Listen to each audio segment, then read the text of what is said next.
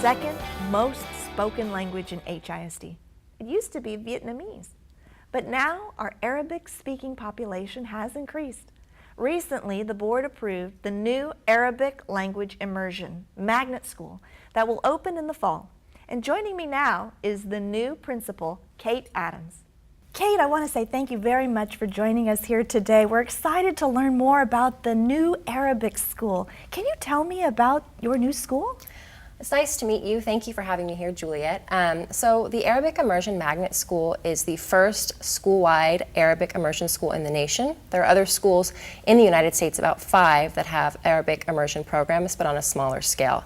So our school is going to be a pre-K through 5 school. Next year we're starting with just pre-K and kindergarten, and we're going to have 44 pre-K students, 88 kindergarten students. And the immersion model that we're going to follow is very similar to the Chinese immersion school in HISD. So 50% of the students' day will be in Arabic and 50% of their day will be in English, but they'll be fully immersed in Arabic. So while they're in class, they will learn the content and curriculum in the target language, which is Arabic. So some parents might ask, does my child have to know a little bit of Arabic before they go to the school, or can they come in just without any knowledge whatsoever? So I'll tell you, absolutely not. In fact, the goal of an immersion school is to get all Houston kids, no matter where they're from, and get them to be fully functionally bilingual in that target language. So one of the things that you'll know from bilingual or immersion programs is that kids at that age, or in education in general, at pre-K and K, they're sponges. So it's the ease with which they pick up a language is actually very impressive. It's neat to see how quickly they can adapt and figure things out with a highly effective immersion teacher. So we know that Arabic, when it's written, it looks different from the alphabet that we are accustomed to and reading every day. How difficult is it for the children to learn the characters? Well, it's not hugely difficult because although the alphabet does look different, there are similarities. So for example, the first letter in Arabic is aleph, which is like A. So it's aleph, be, te, the. So while it will look different, it's no different than, I guess you could say, learning in kindergarten you would learn the alphabet. It's different looking. I would say it's probably not as challenging as Mandarin, for example, because there is some correlation between the Arabic alphabet and the English alphabet. It's not exactly the same, but it's similar. So for our viewers who might be interested in learning about the different languages that HISD has to offer, why is it important for our students to have the opportunity to learn Arabic? So the first thing that I tell parents is its employability. I know this seems so far away when you're thinking about pre-kindergarten and kindergarten for your student, but years from now when your child is going off to college and graduates from college, there are more jobs available for people who are fluent in Arabic than people who speak Arabic in the United States. I think I mentioned earlier that Arabic is considered a critical language by the State Department. So basically it's a language that the State Department recognizes we need more Americans who speak this language. And the other thing that I'll say is that in the world in which we live, part of my goal as an educator is to prepare kids for the 21st century.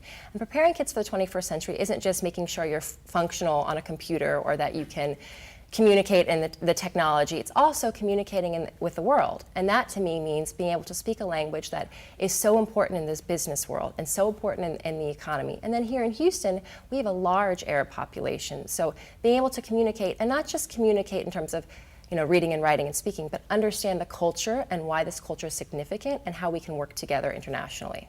Well, I think Houston is an international city, and it's fantastic for our children to have an opportunity to learn how to speak multiple languages and have mastery of another one as well is fantastic. Now, do you speak Arabic? I do speak Arabic. I grew up in Cairo. Well, actually, I'm a native Houstonian. I grew up in the suburbs of Houston, and then when I was in middle school, I had the life-changing opportunity to move to Cairo, Egypt, because my dad worked for an oil company.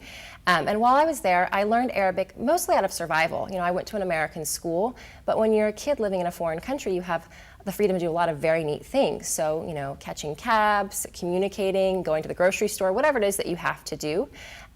So it's been a neat experience for me being able to take that love of living in the Middle East and that ability to communicate in another language and then help create a school that I know will be life-changing for students here in Houston. What an exciting opportunity, especially given your background and experience. Where is this school going to be located? Great question. So it's going to be centrally located. It's going to be at 812 West 28th Street, so that's around 610 and Durham area, kind of around the Heights, Garden Oaks area. Now, if a family is interested in having their child attend, what do they need to do? So parents need to apply. We're going to have space for 44 pre-K and 88 kindergarten students the first year, and then we'll add a grade level each year. There's two ways a parent can apply. They can go online to www.hisdchoice.com and apply there, or they can submit a paper application. They can either email it, mail it, or fax it, or even hand deliver it if they want. Fantastic. I want to say thank you once again for joining us here today. And how do you say it? Shukran? Shukran. Shukran. Thank Shukran. you. Thank you. Now remember, if you'd like to find out more information about the Arabic School, visit houstonisd.org or call the number on the screen.